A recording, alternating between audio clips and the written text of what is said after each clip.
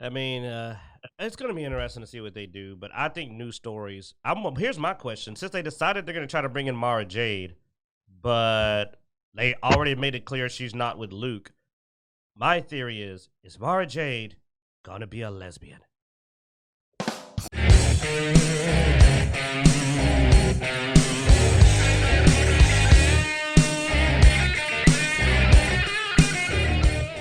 All right, welcome to Dice Junkies. I'm Xenodamus. I'm here with Q. And on Skype.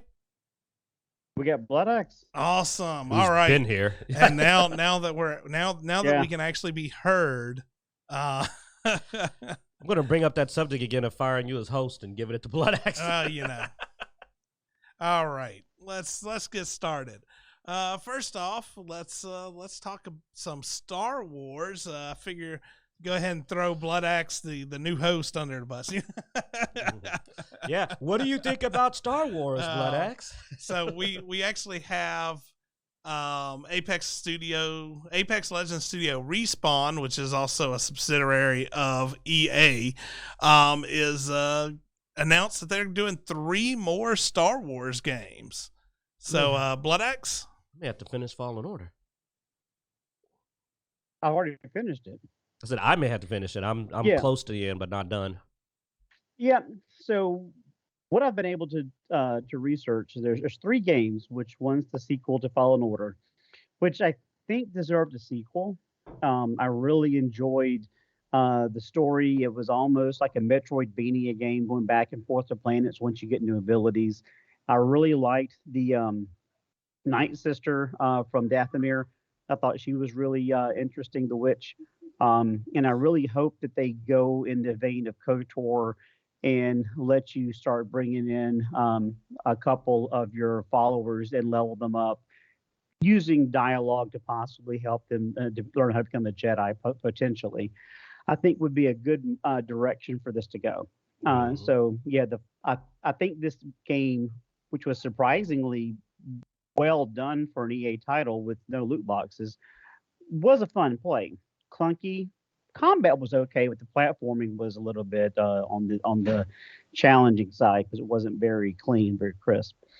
The second game is going to be a first-person shooter, and I really, really hope that we're finally going to get 1313. I really wanted to go into the belly of the underworld and play a bounty hunter and just shoot shit for money. I mean, that's what we've been asking for about a decade now. But Blood Axe, you don't want to be. Don't know much about it. You don't want to be a bounty hunter with a heart of gold, though, and who rules through honor and not fear?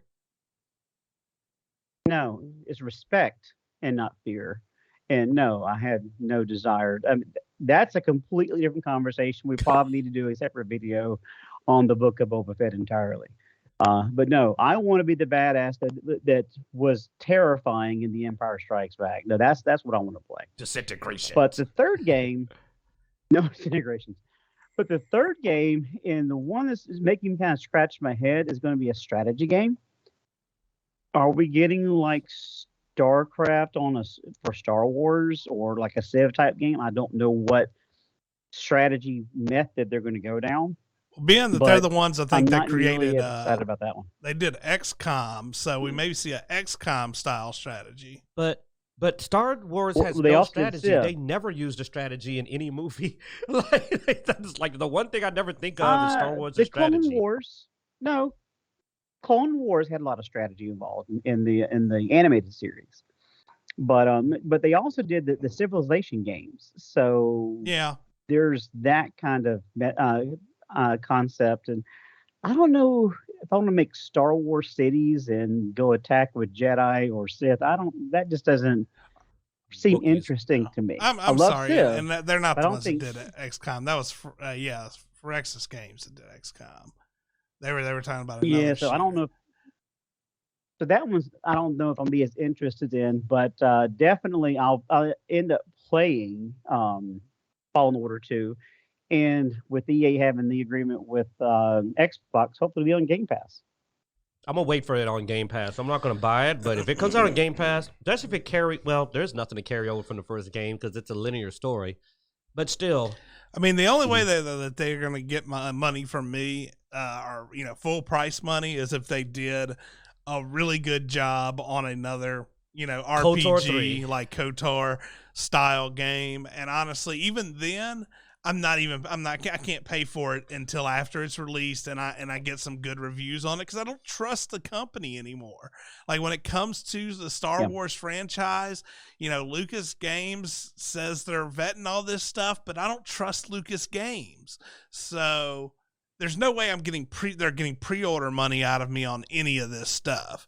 It's all going to be whether or not we see the reviews come in, and even then, it has to be really damn good reviews for me to actually pay money. Because I'm not as big of a Star Wars fan as Blood Axe, for one, and for two, the franchise has burnt me in video games. A lot of their games that have, most of them just end up being so-so. How do you have? It's amazing that my list of Star Wars games, when I look at Star Wars game, both the best and worst games came from the same franchise. Like KOTOR 2 is up there with Dragon Age Origins. Like it's KOTOR 2, Dragon Age Origins for the most in-depth and best RPG, because they are the only games that fulfilled my desire to play a complex character. Like KOTOR 2, with me being able to go lawful evil Sith instead of I murder puppies, like actually being able to be like the Sith by the code. Something that's so rare in a game that even now, 20, 30 years later, I still can't name that many games that let you actually do that. Amazing. But at the same time, I own like Jedi Academy and all that because I love lightsabers. And I own more Star Wars games than possibly even Blood Axe, because I own like a lot of the weird offshoot games. I've played the fighting game they had. Well, you may own the Battlefronts, which may put you ahead of me. I don't have any of the Battlefronts. But like, I got Fallen Order. I got Fallen Order. I got Jedi Academy. I've got the Republic Commando. There's several. I've got a lot of them. They were on you the have the original Kyle Xbox games though. They're like Rogue or whatever. Jedi Rebel.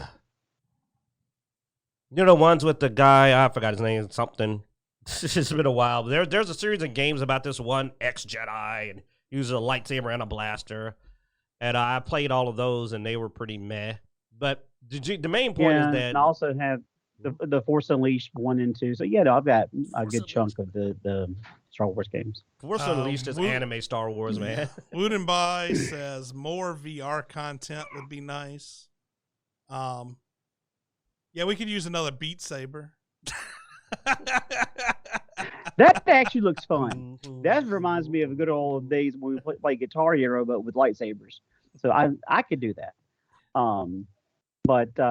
No, I didn't buy Battlefront. But the thing about Jedi Fallen Order was I did a lot of research, and based on what I saw, even though the reviews were kind of mixed, it looked like something I could get into. So I agree with Zeno to where I want to see some reviews first. But if it's the same people that did the first Fallen Order, I'll probably end up buying it if it's out on Game Pass. Now, the other two, I will have to wait and see first, because shooters can be so hit or miss nowadays. So I'm not as anxious about that one. And the strategy game is going to be a wild card. It is going to be great or terrible. We just don't know which. Well, sorry, I got distracted. I was looking at this Vader Immortal that Woodenby had put in there. I may have to check it out. I have an Oculus. So. Oh yeah, you actually do have an Oculus. Holy crap! You might actually review a game. Could you record the footage too? Yeah, we might get a game video from freaking Zeno. Well, we'll see.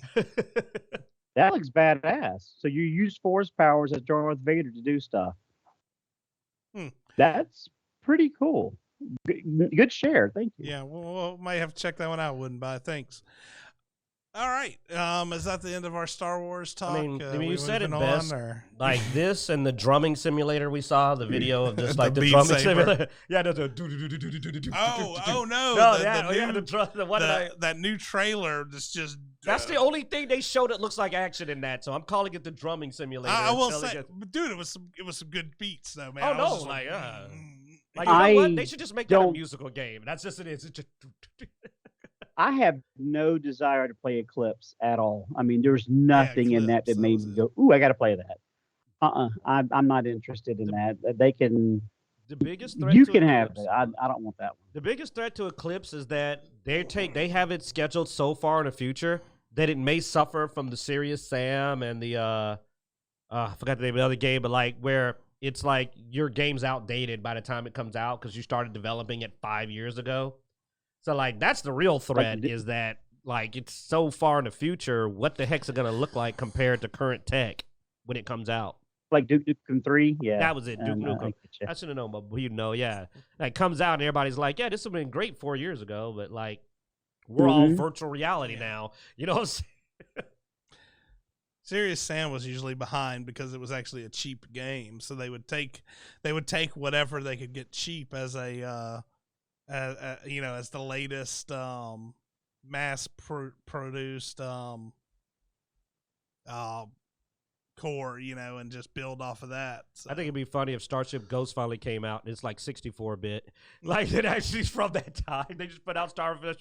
They put out the Ghost, and it's just like Starcraft super Ghost. retro.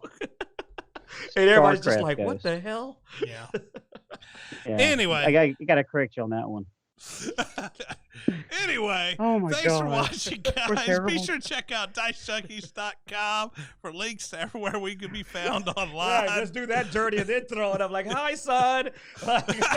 Don't watch our channel. You're too young." Oh, you find us on Instagram, Facebook, Twitter, Twitch, all that good stuff. YouTube, like and subscribe. Twitch, we do our live show every Sunday at 3:30. You get to see this live, and you can even participate. You can watch our audio repairs and everything. You can participate in the chat room. So yeah, if you show up, you can roll. You can roll on the table for us. Roll an thanks for 18. watching us every week. We hope you enjoy.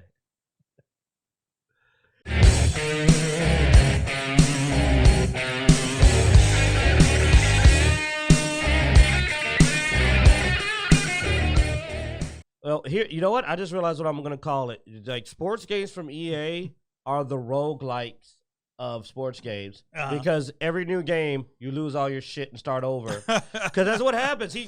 Blood Axe really hit something, and I thought about it. I said, you're right. Yeah. You lose everything with each new game, except you're doing this in real life. It's a real life roguelike because you're losing your money. And there's a new one every year. And sometimes they don't even redo the program.